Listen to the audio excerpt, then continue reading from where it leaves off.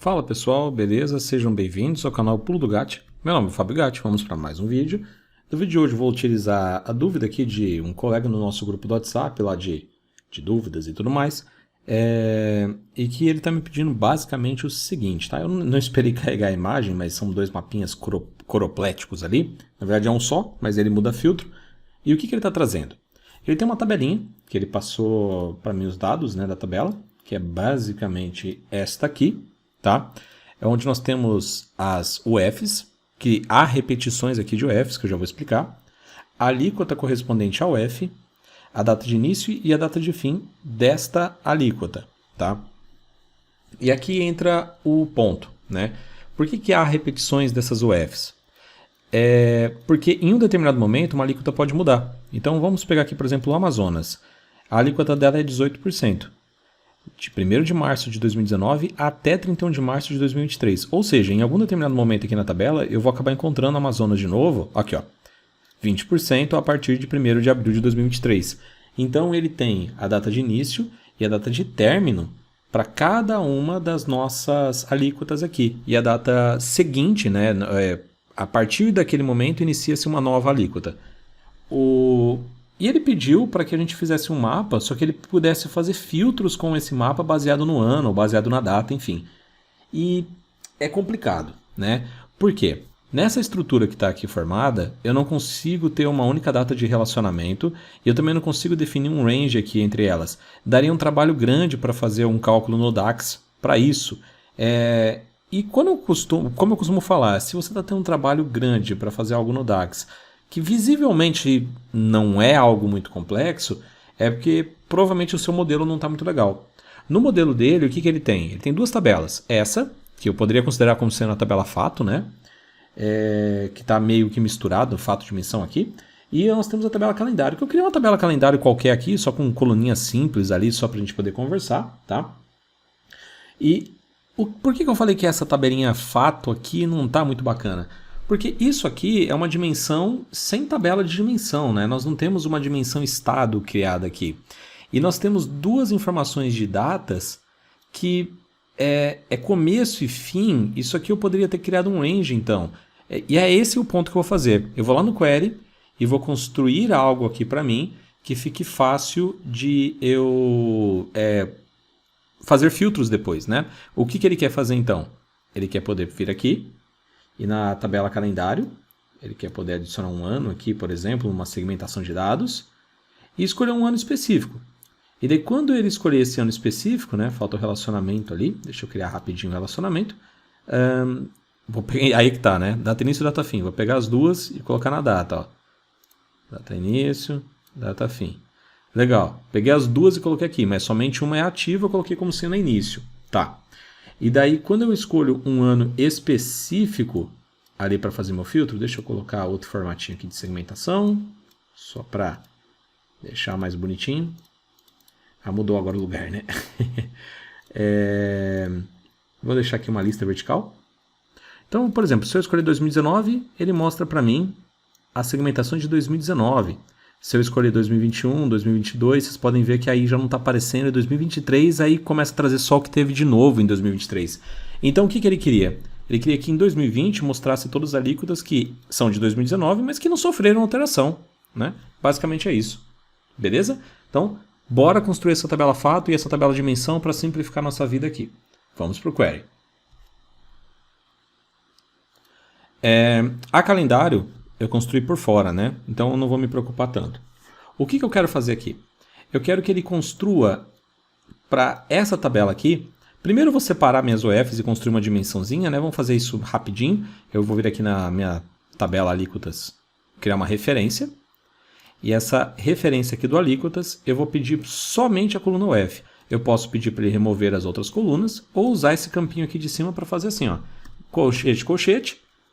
Por quê? Eu quero que ele mantenha somente uma coluna, que é a coluna UF. E está lá. E agora disso que trouxe, eu quero que ele remova todas as duplicadas. Então, remover duplicidades. Remover duplicados, está ali. Todos os nossos estados devidamente citados, 26 mais o distrito. Show de bola. Esse aqui então eu posso chamar de DUFs, minha dimensão de UFs. Agora, o que eu quero fazer aqui? Eu quero que ele crie uma coluna só de data. Só que ele pega isso aqui e ele gere esse range. Você vai falar, pô, Fábio, mas vai ficar muito grande. Não vai ficar muito grande. Tabelas fato no Power BI a gente pode construir de milhões de linhas tranquilamente. Tá? Neste modelo que está aqui, nós temos 27 estados com as suas alterações e tal. Vai dar pouquinha linha, tá? Para o BI. Então não preciso me preocupar. O que eu quero que ele faça então? Ele vá deste até este e gere minha lista de datas. Como que eu vou fazer isso? Vou pedir para ele adicionar uma coluna, certo? E vou colocar aqui uma coluna personalizada. Eu posso fazer isso por list dates, ou eu posso transformar isso em número, e depois do número eu peço para ele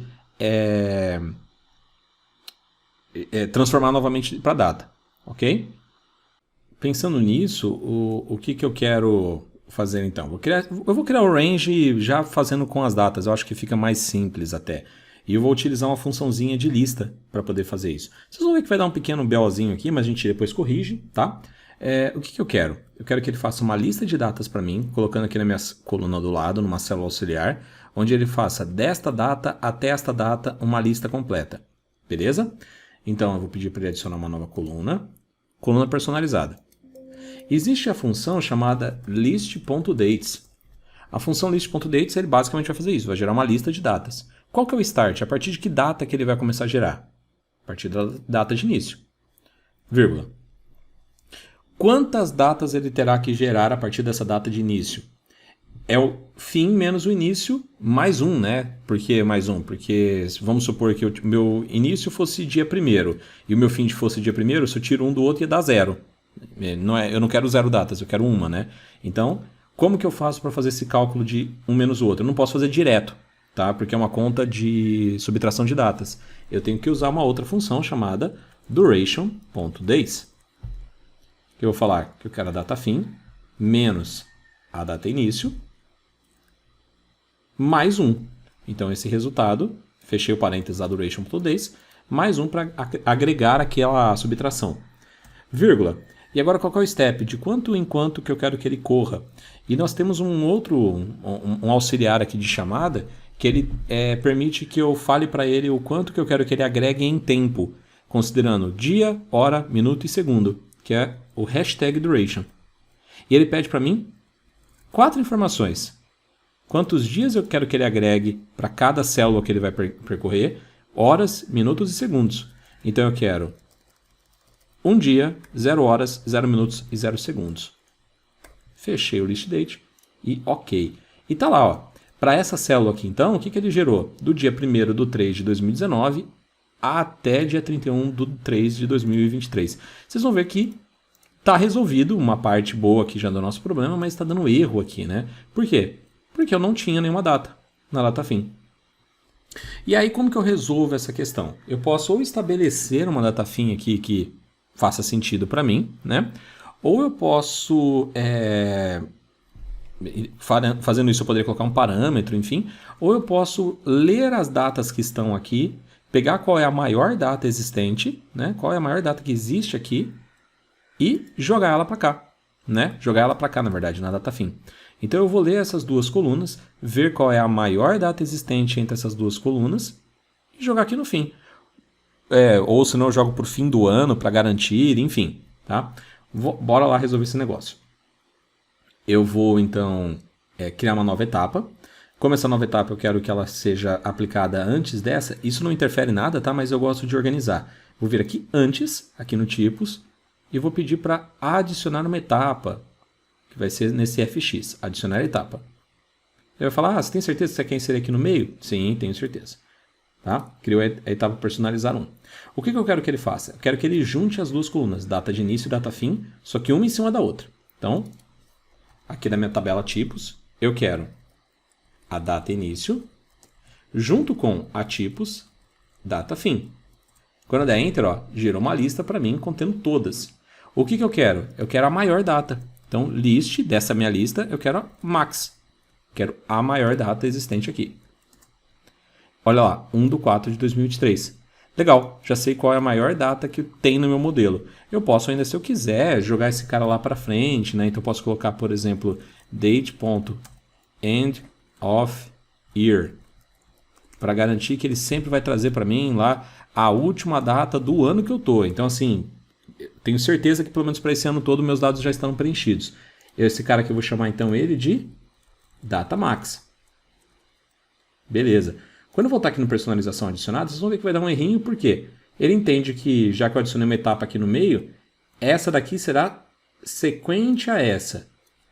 E se eu ver aqui na minha barrinha de fórmula, vocês vão ver. Table.addColumn de quem? Da DataMax. Não, não é da DataMax. É da tipos. É da minha etapa onde tem a tabela, né? Eu quero que ele adicione uma coluna baseada na tipos. Então, vou vir aqui e colocar tipos. Beleza? E já trouxe para mim. Última coisa que eu preciso fazer agora, antes desse personalização adicionada finalizar, é fazer aquela substituição aqui, né? Nesse meu tipos, eu preciso substituir os nulos pela DataMax. Então, eu vou vir aqui, nesse meu carinha, eu vou pedir para adicionar, vou vir aqui no DataMax e pedir para ele adicionar mais uma etapa. A etapa vai iniciar baseada no tipos. Beleza? Tá lá, tipos. E eu quero fazer o quê? Eu quero substituir os nulos pela DataMax. Então eu faço isso, clicando com o botão direito, substituir valores. Vou substituir os nulos por 1, só para ter alguma coisa aqui, né? Por... só para... tem que ser uma data, né? Deixa eu colocar aqui na mão mesmo. 2020, beleza. Então, substituiu tudo por aquela data fixa que eu coloquei. Então, eu venho aqui, apago a data fixa que eu tinha colocado e coloco a DataMax. Ó que beleza. Quando eu vier aqui, eu só preciso agora tirar este cara que pegava do tipos e agora ele passa a pegar desse valor substituído. Beleza? Para facilitar minha vida nesse valor substituído, eu vou mudar o nome dessa minha etapa para substituir nulos pela DataMax.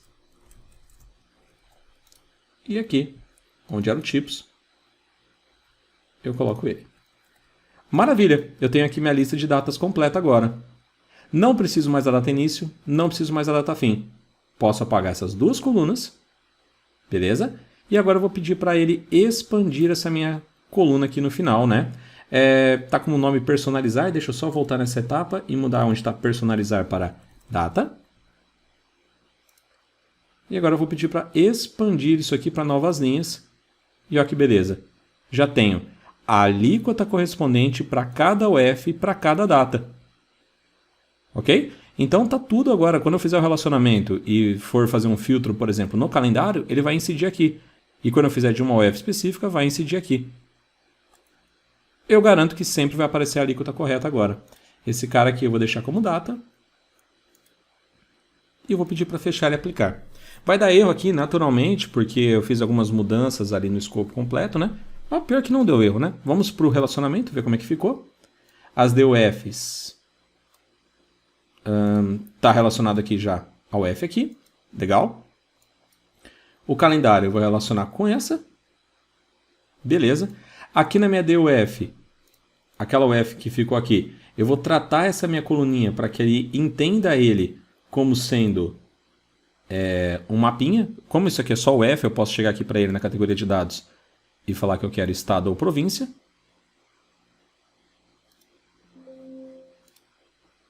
E agora no meu relatório, onde eu tinha colocado o ano baseado na tabela fato, eu vou mudar e vou pegar da tabela calendário, né? Já tinha pego da calendário, ok?